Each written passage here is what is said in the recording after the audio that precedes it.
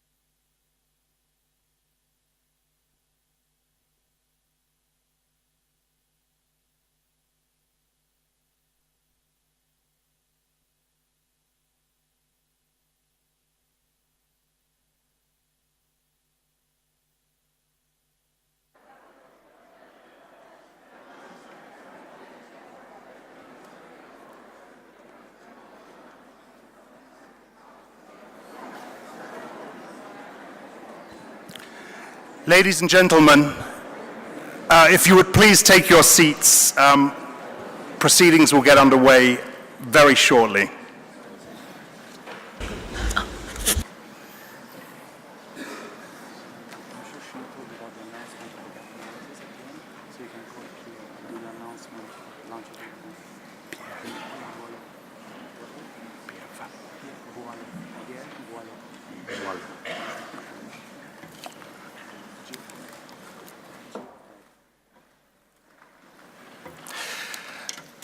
Welcome everybody to the closing plenary of the inaugural UN Science Policy Business Forum on the Environment. My name is Axel Threlfall, Editor-at-Large, Reuters. It's been a busy, sometimes frantic, but fascinating and fruitful 2 days of discussions. Once again, I'm going to be your MC for the final session. In just a moment, I'm going to moderate this last, hopefully fast-paced, high-level panel. You've heard enough from me over the past couple of days, so let me keep these opening comments very brief. Of course, as the forum comes to a close, we have plenty to take away with us, plenty to ponder, to work on and to make happen. As I said at the open, I wanted to come here to the close with a challenge for you, a push for pledges, for goals, for solutions, and for concrete ideas of how you want to move things forward in addressing pollution, hopefully based on conversations and collaborations you've made over the weekend here in Nairobi. This was billed as a UN-facilitated solutions forum. And if it's being billed as that, then we have to speak up, we have to seize the moment, and we do have to follow up with action. We also need to know your thoughts on how successful you think this forum has been, whether it's lived up to its expectations. I think the fact that UN Environment team organizing this managed to get everyone in the same room, not in different conference rooms, but in the same room, on the same panels, debating with each other, was the first big success here. They also wanted you to come into this forum with the conviction that your voice counts, that you have a sturdy seat at the main table, that you have the opportunity to shape your own engagement. We hope you leave feeling all of the above. Science, policy, and business have come together under this roof. They need to keep coming together. And the mechanism to achieve that is critical and something we must explore further. As a journalist, I'd like to throw, just to finish up with, something else into the mix. The importance, not just of the will, but the importance, having established that will, of effective communication between the different parties. It's something that came up in a few of the panels that I hosted. Do policymakers understand the scientists? Do the scientists understand business, etc., etc.? It sounds simple, but the different parts do need to understand each other. Right, that is enough from me. I'm going to introduce our keynote speakers to kick off with. We'll hear from both of them, and then we'll get the panel discussion kicked off. Please may I invite to the stage the President of the UN General Assembly, Miroslav Lajcak.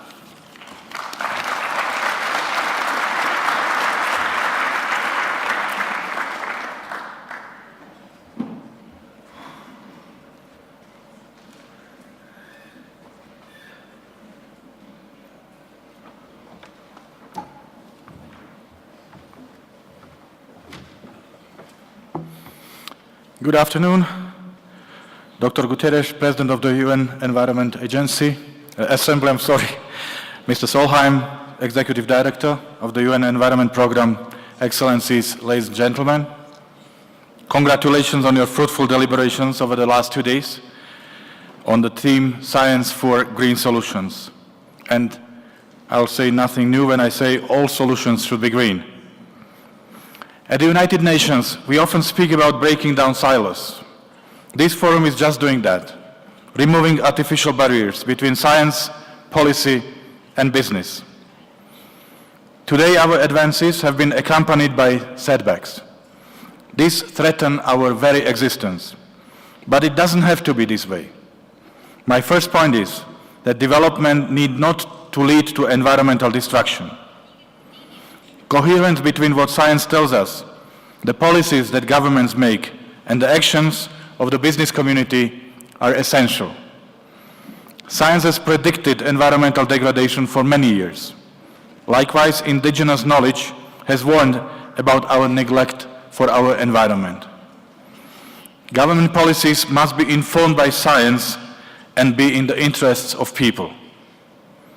But it's not just about governments.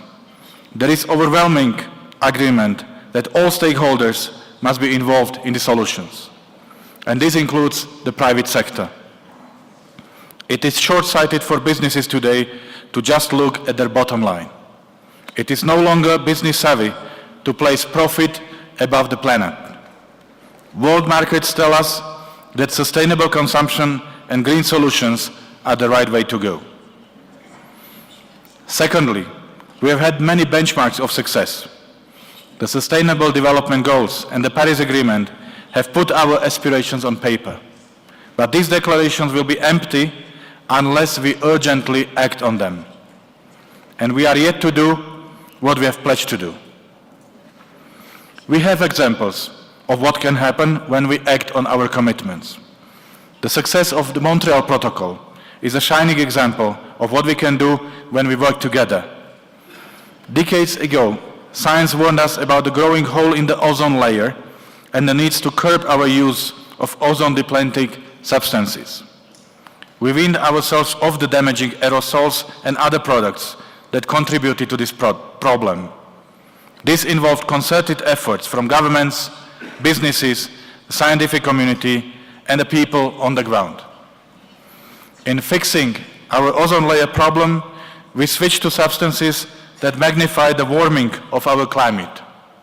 Through the Kigali Amendment, we have committed to climate-friendly solutions to this problem. These are all benchmarks of success for the international community. But the true measure of success is the impact on our people and our planet. For this impact to be felt, we need to turn our commitments on paper into action.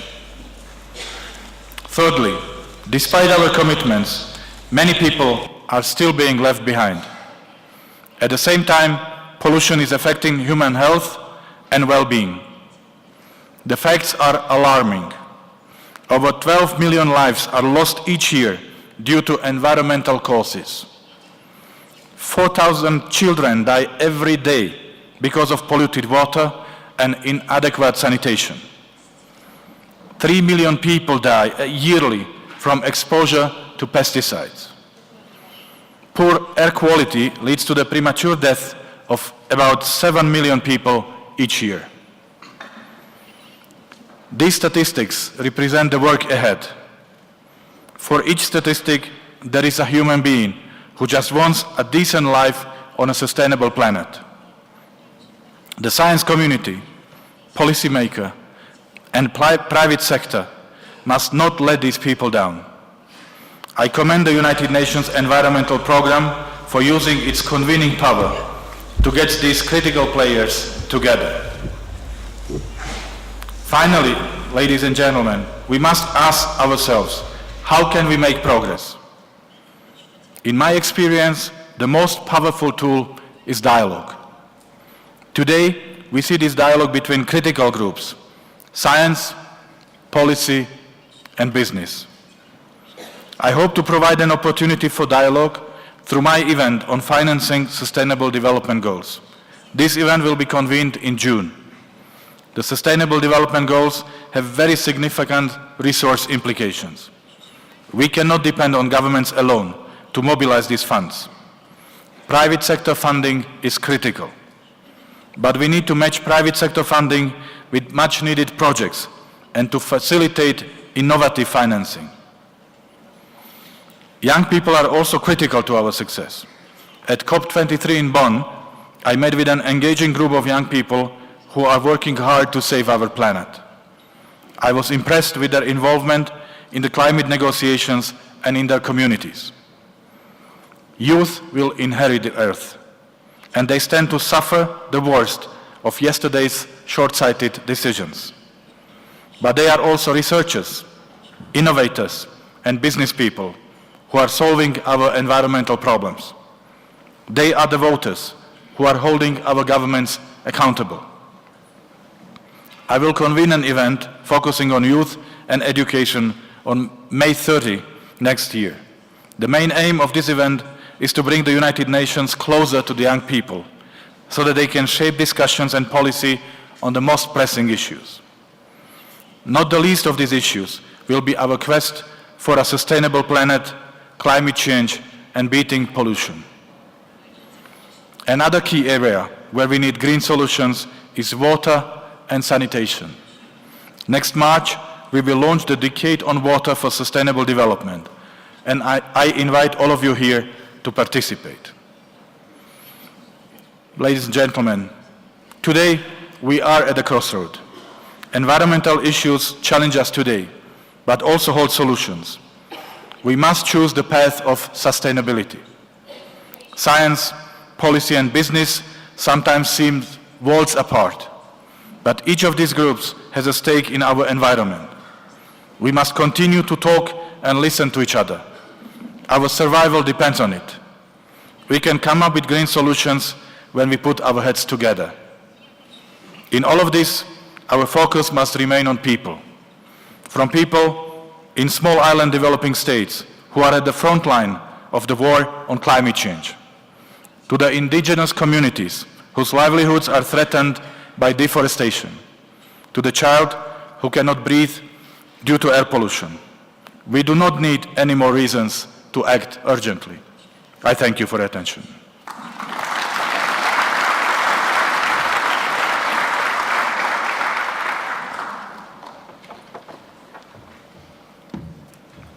Thank you very much indeed. Can I now invite to the stage Executive Director of UN Environment, Erik Solheim.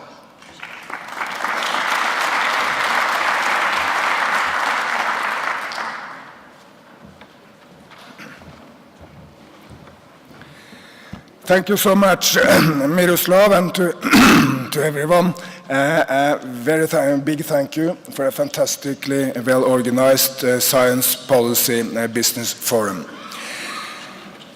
In the fall of 1903, two bicycle mechanics from Dayton, Ohio, called Neville and Wilbur Wright, went down to the beaches of North Carolina and made the first flight. The first flight was 11 seconds. Just during the day, they came up to close to a minute. At the time, of course, 99.9999% of humanity thought it goes against the laws of physics to be able to fly. That can simply not be done. A few years back, my good friend Bertrand Piccard said, we can go around the globe in a solar flight. I have to admit I didn't believe him. I thought this was too visionary. With the support from some businesses and from science, he did it. And last week I got a very nice letter from the Norwegian airport authorities inviting me for the first electric flight in the Kingdom of Norway. And the same airport authorities said that within 10 years we will have regular scheduled electric flights in Norway. So this is not something in the distant future, it's here and now, it will come very fast. I start with this to impress upon you one message. There is nothing we cannot achieve. If we work together, citizens, science, political visionary leaders, and business, we can achieve everything. And indeed, we have achieved a lot more than people think of. If you open any newspaper in the world, you get the impression that we're going right to hell. Exactly the opposite is the case. We are living at the most lucky moment in human history. Before the scientific and business revolution of the world, life expectancy in no place on the planet was above 40. The United Kingdom was the richest, and life expectancy was around 39 years. That would have been making it quite thin in the ranks here if life expectancy had been 40 years. At the time, 1 out of 3 children on planet Earth, in many societies, 1 out of 2 children died before reaching adulthood. That's what we have resolved with science, business, and political leadership. We should celebrate these enormous successes and then discuss how we take that into a new and better world and how we do more success. And let me mention a few areas where I think together we can really change the world. Number one, thank you so much. Number one, we are in the midst of the energy revolution. Everyone up to this stage realized that solar and wind and renewables are much better for our health, much better for the environment, but they thought much more costly than coal. For the first time in human history, wind and solar can compete with coal for new investment everywhere on the planet. Just recently in Mexico, there was a bid for solar at a price no one thought possible. Last week in southern Australia, Mr. Musk from California opened the first new big battery storing energy to make solar and wind less dependent on the seasons. We need to take this revolution into the future and speed up, and governments need to regulate markets, business need to be innovative, and science need to tell us the direction. And I'm sure we can speed up this energy revolution to much more than it is at the moment. There's absolutely all reasons for confidence. We need to transform the global cities. They are not human-friendly. Most of them are overwhelmed by traffic, many of them also overwhelmed by garbage, not always well planned, but again, we have all the tools. Just point to what has happened in China very recently. The northern Chinese city of Tangshan that just opened the first hydrogen-powered metro. In the Chinese province of Hubei, they just opened the first bus route without a driver, 20-seat buses. In the Henan province, the next door province, they are on the verge of opening the first tram route in the world, which again is driverless and electric, and it's not a tram which is bound to tracks, because it's a tram you can go everywhere. It's on rubber wheels, it can go everywhere in the city. And of course, here in Nairobi, we are celebrating Mobike, the company spearheading the Chinese bike-sharing revolution. They already have millions upon millions of bikes which are shared all over China and rapidly going global. And of course, cities with metros, with electrical vehicles, with shared bikes and better planned are completely different cities from the cities we see on the planet today. It's our ability to make these cities. We need to transform agriculture.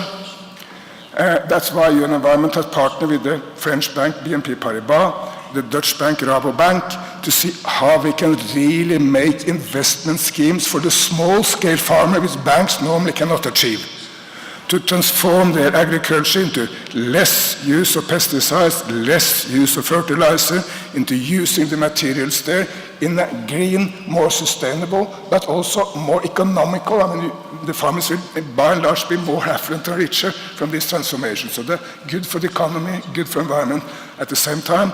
We're starting this in Indonesia and India, some parts of Latin America. We are confident we can do it all over the planet and that we can engage many more banks in these schemes. We need a circular economy. My very old friend Isabella Teixeira, heading the resource panel, sitting there. She's one of the leaders of this change. We can, of course, go into circular economy in so many areas. Just point to one. Two of the biggest companies in the world, Danone and Nestlé, just announced that by 2020 they will make all their bottles, and that are quite a lot of bottles, they will make all their bottles from a renewable material from nature, meaning making it from potatoes or sugar canes or waste from nature, and which means that of course the bottle can go back to nature, it will degenerate. It will degenerate a little bit faster in Isabella's rainforest in Brazil than in our up in the Arctic, but it will then degenerate everywhere. Because that's completely new circular economy, and it's possible. It's not a distant science fiction. It's here and now and will happen. And finally, and since we have IBM at the first row there, we are moving into an era where we will have artificial intelligence, we have big data, this is connected at the internet, so the ability to handle huge issues, to get the best information for everyone, is a completely new world order. True, there are difficulties with this. I mean, still to be seen that it will produce fewer or more jobs, so there are social issues to be handled. But overall, for the environment, it's an enormous, enormous promise. We can do the transformation to renewable, to new agriculture, to lively cities, to the circular economy, based on a lot of these intelligence which we can gather and the new technologies which will be developed. So I take a much more optimistic view of the future than what you can read in all of your newspapers, but it's because I have this fundamental belief that when we see visionary, strong political leadership, when we mobilize the enormous innovative capacities of business, and when citizens and science engage, science by giving the right background and citizens and pushing the rest of us, then we will succeed. Thank you for what you have shared so far, and we'll have a lot more to do together.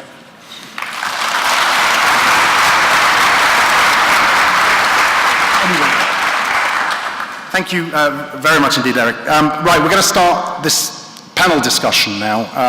The opportunity for some final brief comments. We're going to try and keep it as pacey as we can. Could I invite to the stage, please, Isabella Teixeira, co-chair of the International Resources Panel and the former Minister of the Environment in Brazil. Michael Karasik, Vice President, IBM Global Labs. Walter Jennings, Vice President of Corporate Communications at Huawei Technologies. Maria Ivanova, International Expert on Governance Affairs and the Forum Rapporteur. Joyita Gupta, Co-Chair, Global Environmental Outlook. Alf Wils, South African Department of Environmental Affairs. Arthur Eijs, Policy Advisor, Netherlands Ministry of Infrastructure and Environment. Petteri Talas, Secretary General of the World Meteorological Organization. And finally, Chen Qiaohua, Chair of the China Society of Entrepreneurs for Ecology. If you could all come up to the stage, please.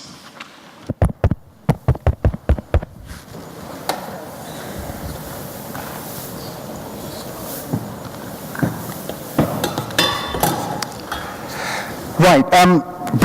Can everyone hear me? Yeah. Before we start, I'm going to ask Maria Ivanova, Forum Rapporteur, and someone describes herself as an honest broker, brutal critic, and analyst, to give us an overview of some of the ideas presented here at the Forum. Thank you. It is a pleasure to be here today and share with you a few insights from these past couple of days. Also thinking about what we have achieved so far in the past and where we can go in the future. We are at a moment in history where we see science telling us we have breached planetary boundaries in several areas. We need solutions, and this is why we've gathered here at UN Environment to think about it in transdisciplinary ways. But we know how to attain success. We have done it before. We were in the same spot 30 years ago when science identified a critical problem, the depletion of the ozone layer. But it also identified the causes for that problem and the consequences. And the causes from using aerosols or refrigerators, CFCs, to the consequences of skin cancer, cataracts, that mobilized the citizens. So we had science telling us what the problem is, the citizens demanding action from their governments, policymakers responding almost immediately. The United States was a leader at that time and saying, we need to solve this problem. And they acted. They created the policy frameworks, the transition vision, and business stepped up. DuPont came up with alternatives. And importantly, the multilateral system, the United Nations Environment Program, acted as the convener, as the forum where this transdisciplinary work was articulated and as the leader that pushed these issues forward. Mustafa Toba, the executive director of the time, was the leader. So we have been there before. What I would like to say is that with this moment is a new Montreal moment. We can identify new problems, we can generate new solutions, and enable this transdisciplinary action in new and innovative ways right here, right now. All right. Thank you very much indeed, Maria. A very useful context. I'd like to come to the representatives of policy. Alf Wils, Arthur Ice. Arthur Ice, let me start with you. You know, we talk about creating this moment, this huge opportunity. I mentioned at the top, though, the pressure to keep the momentum up of bringing these three groups together. We've got to find a mechanism to make this happen on a permanent basis. How optimistic do you feel about that? I think on that issue I would like to make 3 points. First of all, of course it all starts with science. And we need more science, we need more knowledge. But I think we are beyond the point where bringing more knowledge to the table suddenly gives us this aha moment of now we need to act, because we already know so much. It's more about packaging knowledge, translating knowledge into biteable pieces of information that you, at the right time, bring forward in the right audience. And that's, I think, something, if I can use an example, we have a co-chair of the IRP here. I think the IRP is doing just that, working for the G7 and the G20 at the right time, on the right issues, assessing knowledge that is already available, but needs to be packaged in a way that it translates easily for policymakers. Yeah. And imagine the powerhouse UNEP and UN Environment is if it has the secretariat of both the IRP and the 10-year framework program. That's powerful. Yeah. Second point, if it's all about collaboration and communication, I think we should not look at the triangle, sometimes called the golden triangle of science, business and governance, but I would propose to make it a diamond and add a fourth, namely the NGOs. In the Netherlands, we have seen NGOs working with government, but mostly also with businesses, to upscale technologies that were on the brink of a breakthrough and that needed that little push that was given by NGOs. So if we are talking about scaling up green technologies, they play a key role. And lastly, I think one key role for governments to play in stimulating this transition to green technologies is not to only focus on front runners, which is of course fun and relatively easy to do, but we should also take care of the laggards. Because the best way to stimulate front running is to make sure that the laggards are taken out of the market by progressive standards and by raising the bars. Because if they stay in the marketplace, that's a strong disincentive in the long run for front runners. So I think that's a key role, maybe not so popular, but a key role for governments. Thank you very much indeed. Alf Wils, similar question to you. Do you share, and I think there's an optimism there clearly, but do you share that when it comes to maintaining the sort of momentum we need in this collaboration? Yeah, thanks. I think that we need to think about this process in a cycle or in circular kind of form. If you look at the evidence-based policy and action cycle, really at the heart of that cycle is what we call buy-in. So you need buy-in from those that are required to act, those that are affected, those that are affected. So when you look at that sort of more scientific approach to the cycle, the cycle begins with the cause-effect science. So what causes the problem? What is the effect? At that point in the cycle, it's the communication, because there are different kinds of, the communication that we're talking about is actually marketing. We're actually selling, it's a selling job. This is what the cause is, this is what the problem is, this is what we have to sell. to everyone. The next step is once you've designed the intervention, is the performance tracking, if you want. And the kind of communication that you want in that space is popularization. We need to drive behavior change at the end of the day. And in this case, I think we need to build in safeguards, because there are winners and losers, there are front runners and laggards, and you have to address all of these things. And then after performance tracking, there's obviously the intervention redesign. So what is the cost effectiveness? What is the political acceptability of this? And the kind of reporting or communication is really about generating new social demand. Okay, thank you very much indeed.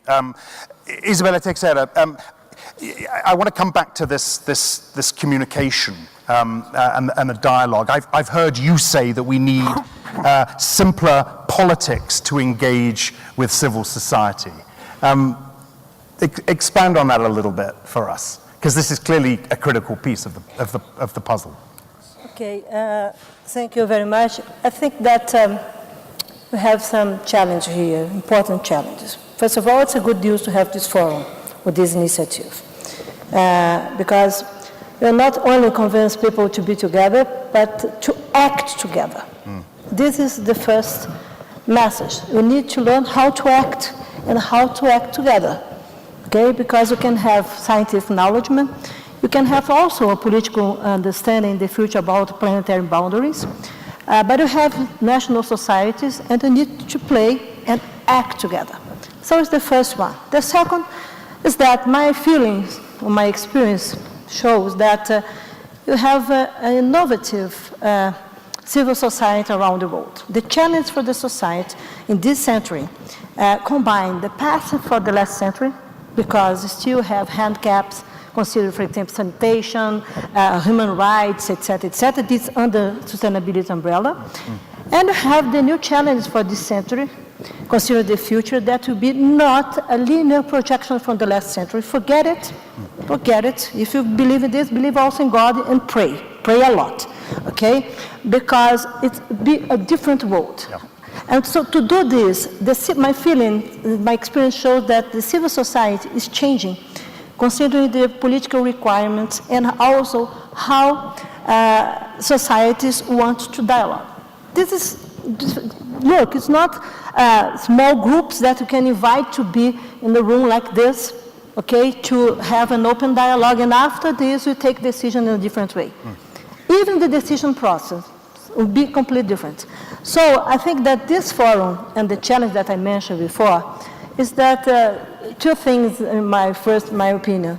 We need to pray not for converted people. Converted people, okay, we're on board, but I need to look for another one, for other players. Look for another players. This is the first, and how to look for these new players and how to convince the guys to be on board is the first question. The second question is that the relationship between science and the private sector and also civil society and the government will be, of course, need to be demanded. This is really new because it's not the traditional way. I'm here to be demanded, but I'm not interested to take the decision this moment. Forget it, it's also change. But I think that we need to understand private sector beyond financial flows. Private sector has responsibilities, even to create jobs, to have new markets, to share technologies, and to put societies together. What SDGs at least will do is you have an open, willing disclosure in all the planets to bring society together. So you need to avoid a fake selfish of the planet.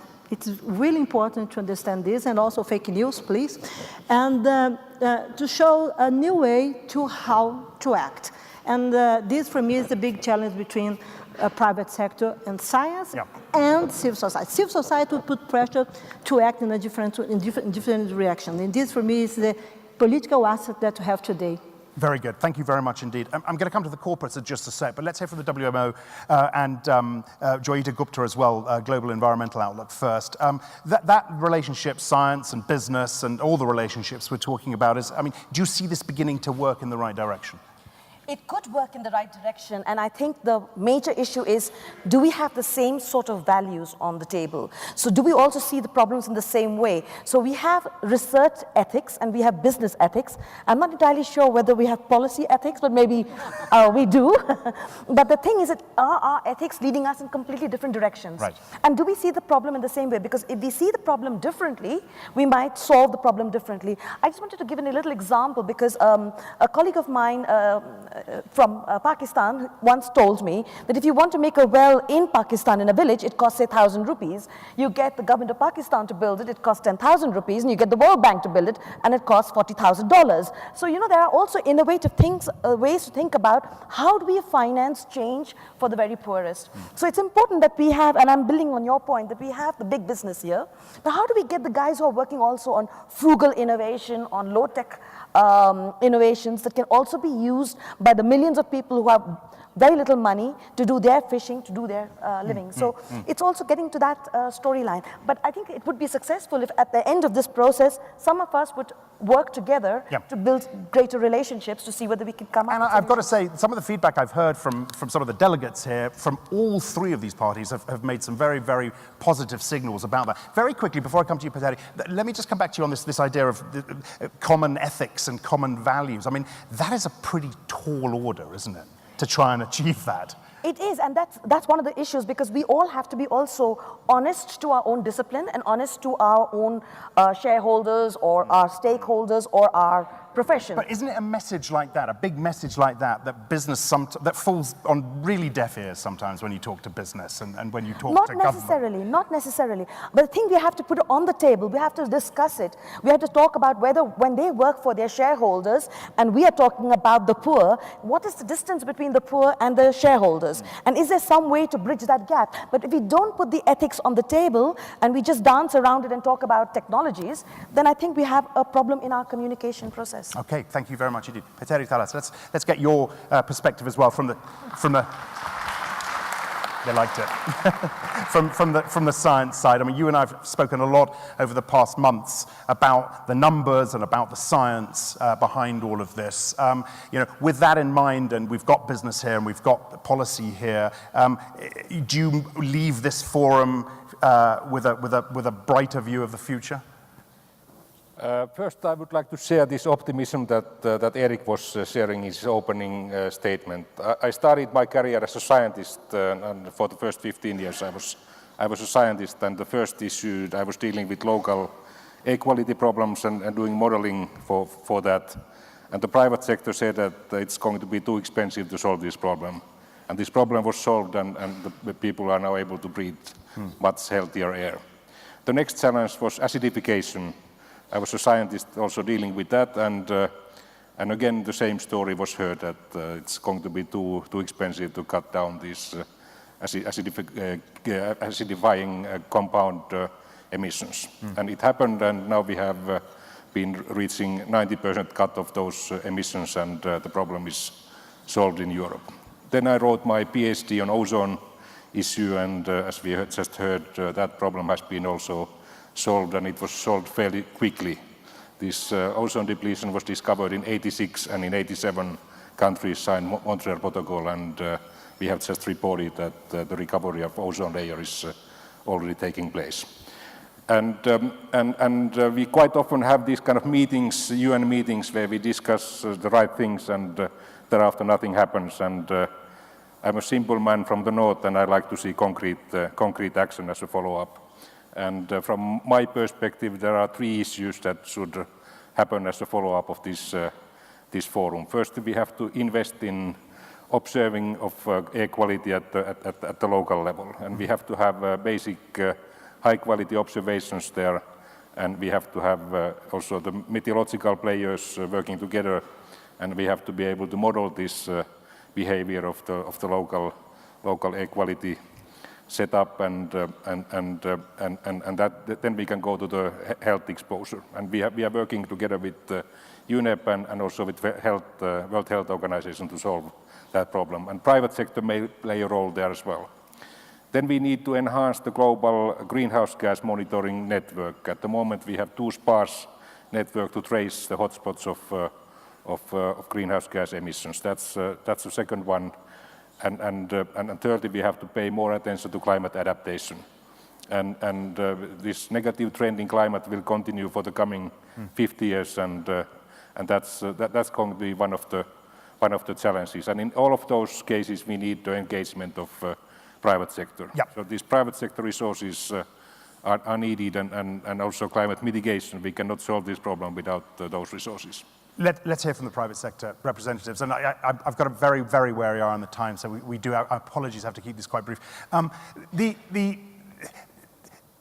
Let me come to IBM first. I think I've spoken to you about this in the past, but the message when we were in Geneva doing the emissions gap report, I pushed this idea of a very defensive posture from a lot of business, because they're expected to cough up the 70% and fill that gap, et cetera, et cetera.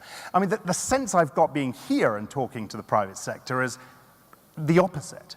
You know, they don't feel that pressure. They don't think government is being presumptuous. They just want to get on with it and do it. Is that right? Let me begin with a parable which didn't happen. So you talked about DuPont coming up with the chemistry. And the chemistry happened because DuPont had an investment model that worked, and because they were around. So one of the things I hope is pretty clear, back to, companies coughing up money, is, they do and we continue to in a fairly prescriptive way. But had we asked DuPont to bankrupt itself 50 years ago, solving problems, perhaps arising from prior problems, they wouldn't have been around to solve the problem. So it's really important. We've heard the word sustainable. It's really important, I think, that we understand that we are willing and engaged worldwide on these problems. We're very proud to have participated with the City of Beijing air quality work, and you heard about that here. And we're continuing to do projects like that worldwide. But business isn't a charity. We do want to be around to work on the next one. So this notion of partnership must truly be a partnership. All right, thank you very much indeed. Huawei, do you have, outline, if you would, for us briefly, some of the constructive conversations you've had with the other players in the last couple of days? Well, certainly, first off, thank you for the opportunity to represent private enterprise. Maybe hold it in your hand, actually, it might be easier. Thank you for the opportunity to represent private enterprise, and I'd like to come back to two of the points made earlier. First, you talked about values, and at Huawei, it's core to the way we operate our business. And one of those core approaches is collaboration. Everything we do is on open systems, and we work very well with others. For those who don't know, we're a bit of an enabler. We build the telecommunications infrastructure around the world that delivers the 4 bars on your phone, and we also sometimes make your phone if you're smart enough. We believe that at an organization like this, it is the nexus of business, science, and government that's going to create the solutions. In our company, commit 15% of our annual revenue to research and development. So last year, that was $11 billion US. And we're doing so at the behest of our shareholders, which are our employees. We're the world's largest employee-owned organization. I just want to finally mention, you'd asked when you invited us up to provide 3 commitments or concrete commitments we would provide. And I found it very challenging because, frankly, it was hard to select only 3. When you're working with a company that's investing that much money.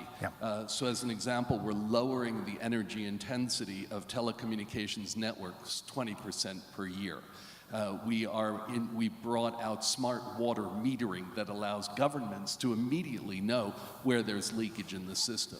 And at lunch today, one of the delegates asked, what does this mean for the Ethiopian farmer? Well, I'd like to introduce the connected cow. Through IoT, the next generation, that's allowing farmers today to monitor their herd from a distance and increase the productivity of each cow by 25%. And that makes a huge difference in the life of an individual farmer. So we understand that technology can bring the solution. And I'd like to end this with a little Oriental insight, please. There is a Chinese phrase of Wei Ji, which is challenge, which is also opportunity.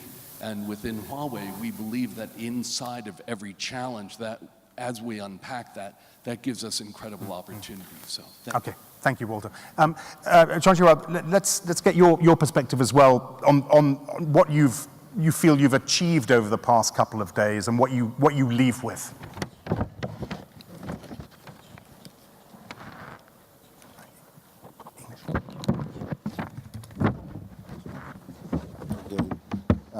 Today's our science policy business forum very productive. I'm very glad to share the SE story. But I'm the right man to answer your question. I'm an entrepreneur. SE have more than 700 members, entrepreneur. Last year, as yesterday I mentioned, we launched the green supply chain real estate program. As Mr. Solheim last year, he made a speech in our side meeting in Marrakesh, COP22. Yeah. We SE connected civil society. Yeah, we are the biggest sponsor for environmental NGOs in China. We supported more than 400 environmental NGOs. Our program is called Blue Defender. So I like the subject beat pollution. Yeah. The Blue Defender.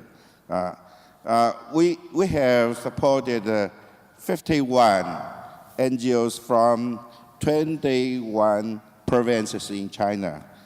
The Blue Defenders reported more than 2,000 illegal pollution emissions, made more than 1,100 on the spot investigation at the pollution site, and they investigated more than 700 industrial parks, communities, and villages.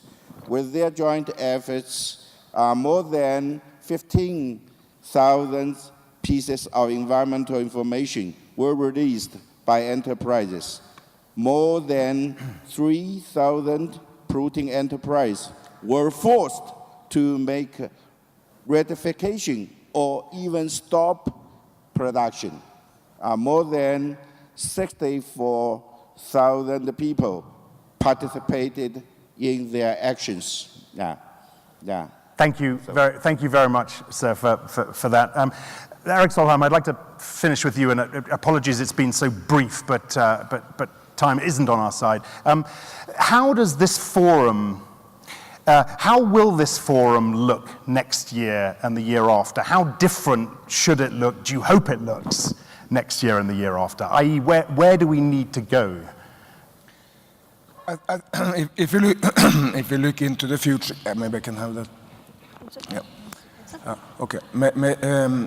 If you look into the future, I think the way forward is to put very concrete and specific problems, issues, challenges on the table, and then challenge these three communities, governments, science, and business, and I agree with civil society, to find solutions to them commonly. And I also think we should use this forum as a way of having a much more concrete dialogue and a way of speaking up each other's. Frankly, I'm never impressed if I meet a business person who says that we don't need governments, that they're just making bureaucracy and making problems for us. But nor am I impressed if I meet a scientist who really don't want to work with business or with governments. I mean, sometimes I meet scientists who say that if I really have a relationship to business or government, my science is polluted. And nor am I really impressed by government people who think that they can regulate markets without a dialogue with business. You can only regulate markets within a throughout dialogue with business to understand how it works. However, if we focus on what we can do together, if we speak each other up rather than finding faults with each other, we can achieve everything. Eric, thank you very much indeed. I want to thank the whole panel for your thoughts as we come to the close of this forum, and we very much look forward to, I very much look forward to getting together next year and seeing just how far some of these conversations have taken us. Thank you all very much indeed. Thank you. Thank you. Right, as they leave the stage, we've got a couple more things to get through before, and I probably shouldn't tell you this, but I will, before the drummers come back in. We're going to end as we started, so don't go anywhere. We've got three quick launches to run through. I want to invite first up to the stage Alice Koria, who you heard from yesterday, Environment Secretary of Kenya, who will be reading a statement on the launch of African Women Energy Entrepreneurs Network. Alice Koria.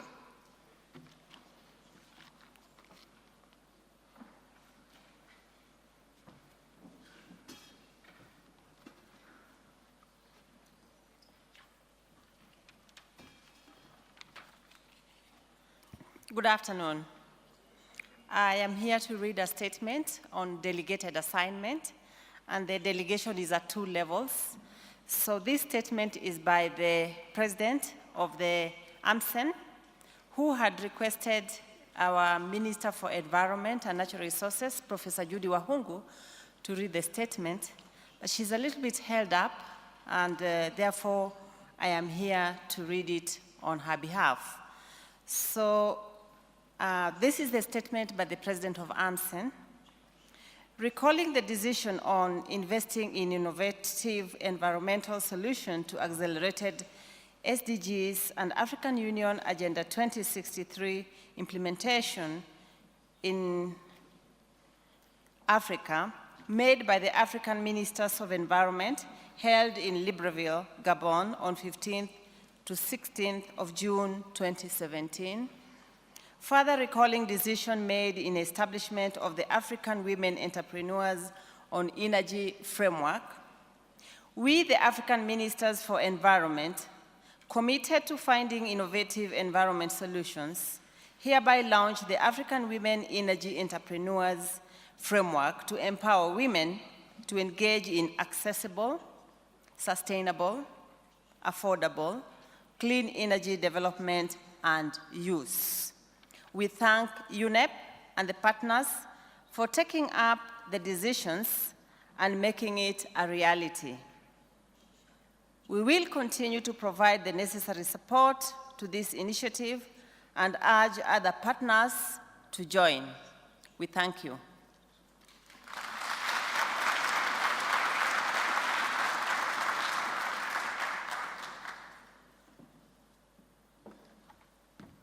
Thank you very much indeed. Right, let me call up now for another launch of the first ever new global citizen. No, that's coming in a second, apologies. The launch of the new gap analysis on the science policy interface, Pierre Bouallon. Come on up.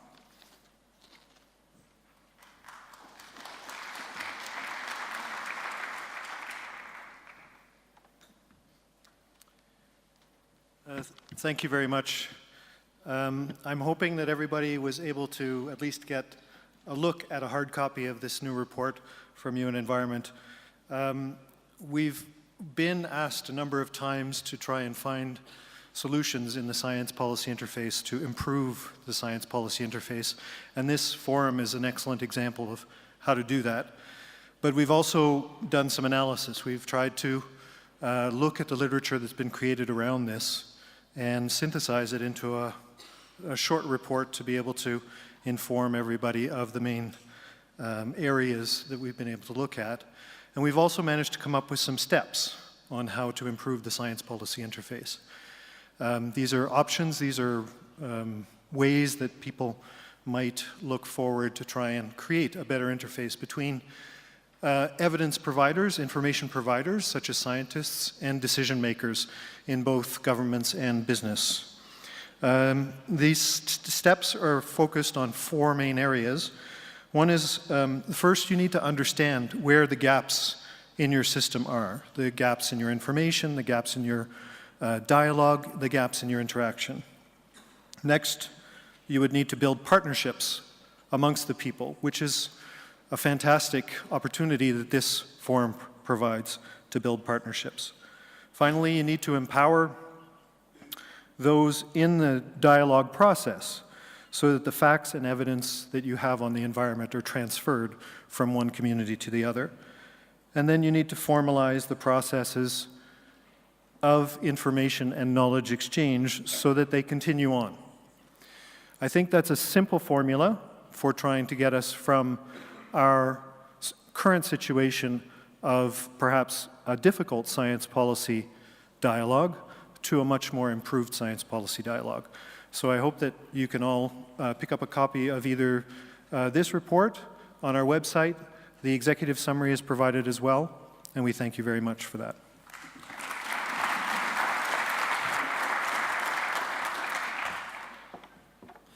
And the final launch is the first ever new Global Citizen Science Consortium. Johannes Vogel is from the European Citizen Science Alliance.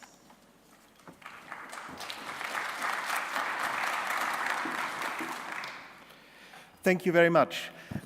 It is very, very impressive to see how science, government, and business is coming together here. But let us also remind us that the example that is being used here, the ozone hole, as a big way of moving things forward, is a 30-year-old example. I think we may want to have many more recent examples and recent successes of partners working together, because the problems that we all face are not getting smaller, they're getting bigger. So let me now tell you what we want to bring to the table by engaging society, because without taking society, which is a bit of a messy business, we cannot actually really move forward these agendas.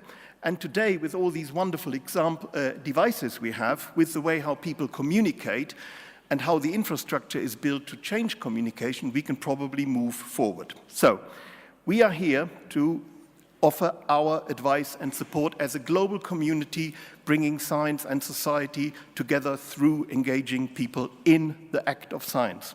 And for that, we think that professional science alone cannot provide information at the scale and resolutions necessary to understand environmental change.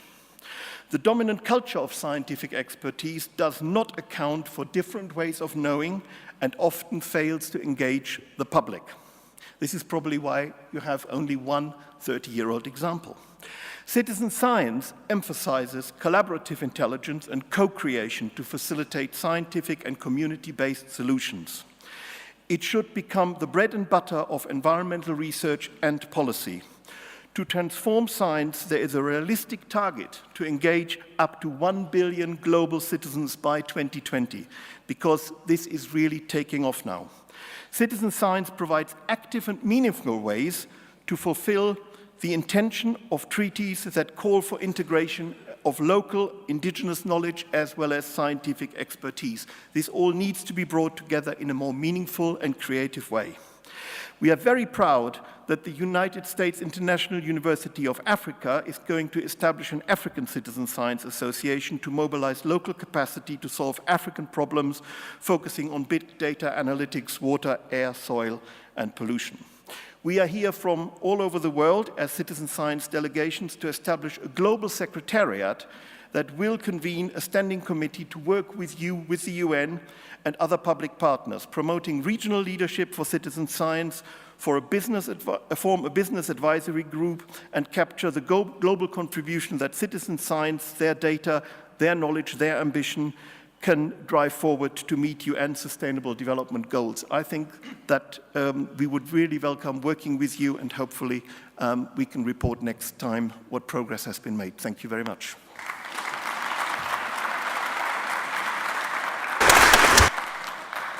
Thank you very much indeed. Right. Two final closing remarks from two speakers who, of course, you've heard from over the past couple of days on several occasions. Let me just find the number. The president, of course, of UNEP, Edgar Gutierrez, first up, and then he will be followed by Jean Liu, the UNEP's chief scientist. Edgar Gutierrez.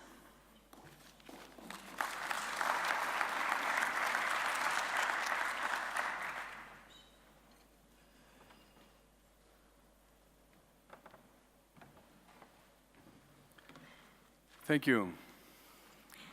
Today's technology and science offer unprecedented opportunities to embrace cleaner, greener, and more efficient solutions to sustainable development.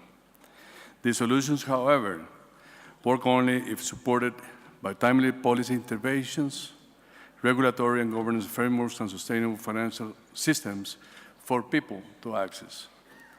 This pioneering work is not spearheaded by UN Environment alone, but by the organizations, governments, and businesses that supported this effort, financed it, and provided with its first governing structure. These institutions, representing science, policy, and businesses, will now be able to work together by sitting on the same committee, therefore sharing the responsibility and taking the lead in shaping how these sectors work together for a better future. Here at the forum, we saw examples of profitable enterprises that offer solutions for the planet, from providing the world with efficient and more green lighting to generating energy from wastewater treatment processes and harvesting drinking water from the atmosphere. There is light at the end of the tunnel.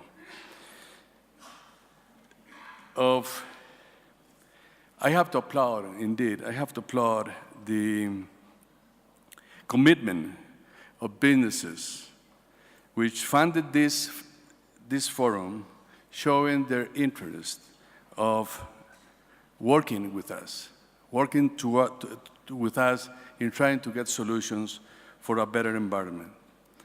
Let's be optimistic, and let's keep working towards a pollution-free planet. Thank you.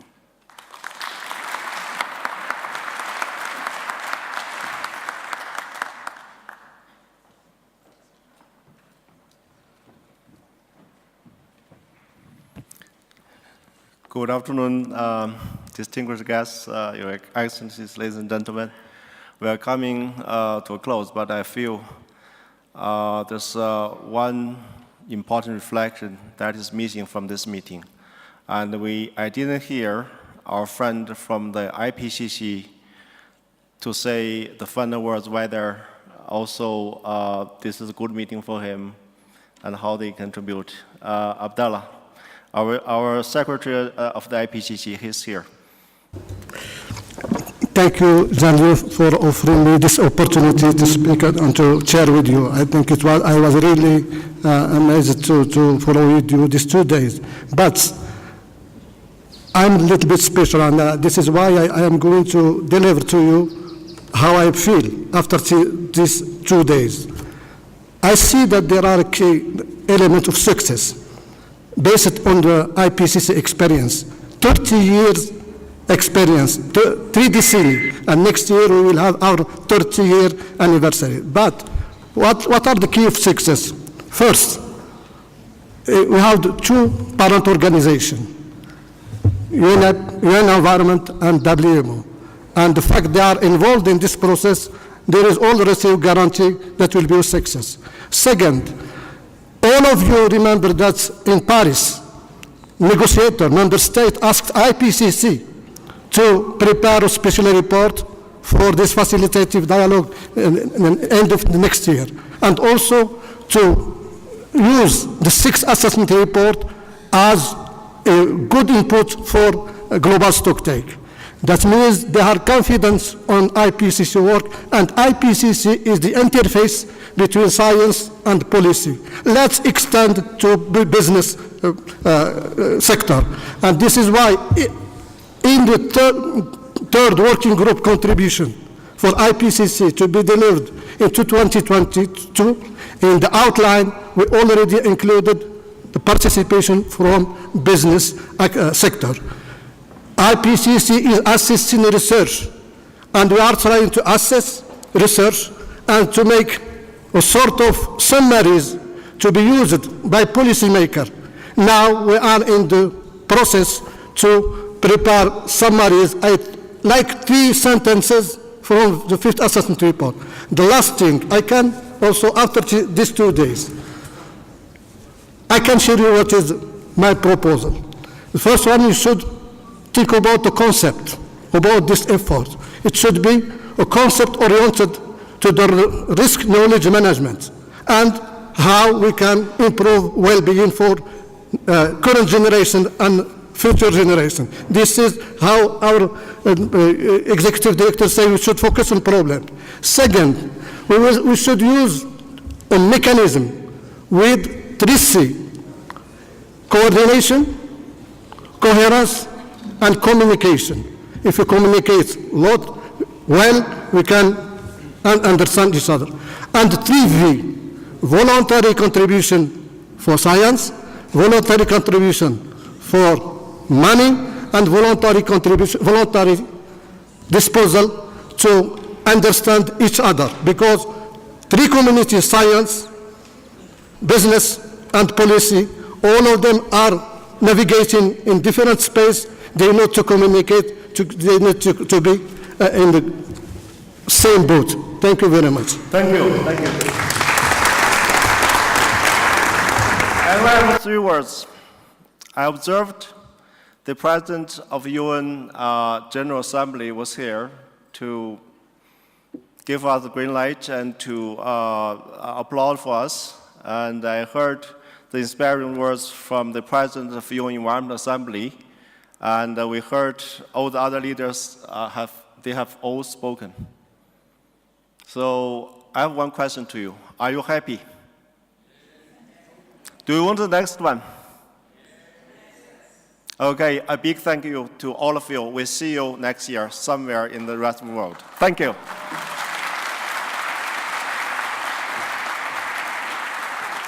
Right, thank you very much indeed, all of our speakers. My time is up. I ended the opening plenary yesterday with the words of a campaign which Thomson Reuters launched just a few weeks ago. Those words were "Dare to Ask." You know, people need to ask each other what they're doing to make things better. Whatever area they work in, whether they are policymakers, whether they are businesses, whether they are scientists, your kids should be asking you, your grandkids should be asking you, et cetera, et cetera. So I'll leave you with those words, "Dare to Ask," ringing in your minds. It just remains for me to thank you all very much indeed for coming. We hope you leave with a renewed sense of wanting to get things done. Safe travels to wherever you're heading next. Let's end where we started. I'm told they're here. Yeah, here they come now, the haunting sounds of the region. Thank you very much, everyone.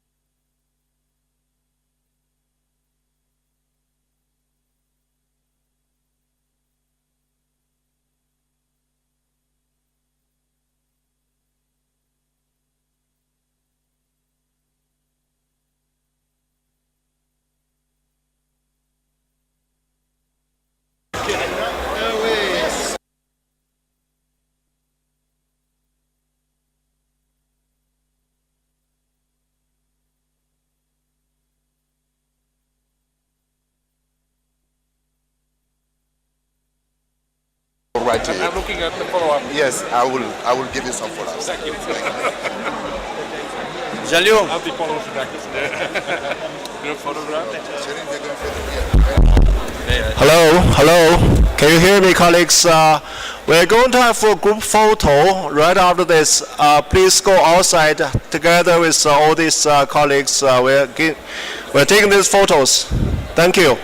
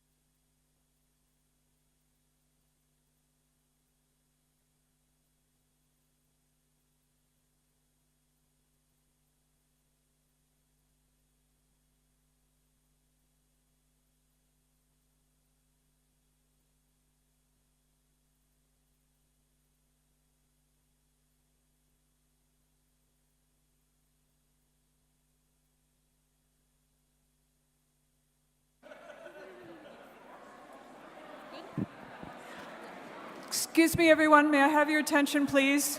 We will be starting the business symposium very shortly, so for those who will stay with us, please take your seats as soon as you can. Thank you very much.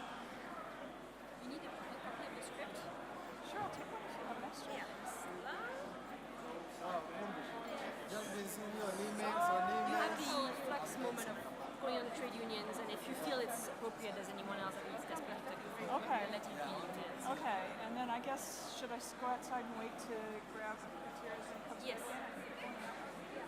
Go out? All right, perfect. I'm going to do that then. I'm going to do that.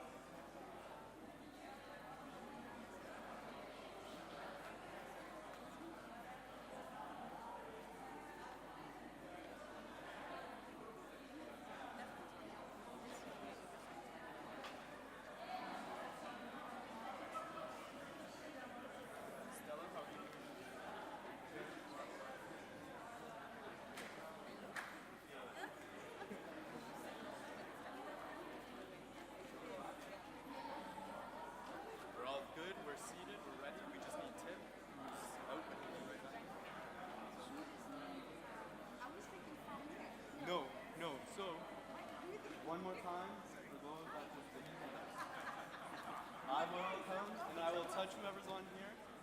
Just you'll notice. Then get up. We'll line up with ones this way. Then moderator will say her comments. Then the first person goes up, speaks, goes around, and then goes and sits over there. Then the next one up, speaks, goes and sits over there, and so on and so forth. It is so straightforward, you will have no problem, and I'm here if you have any questions.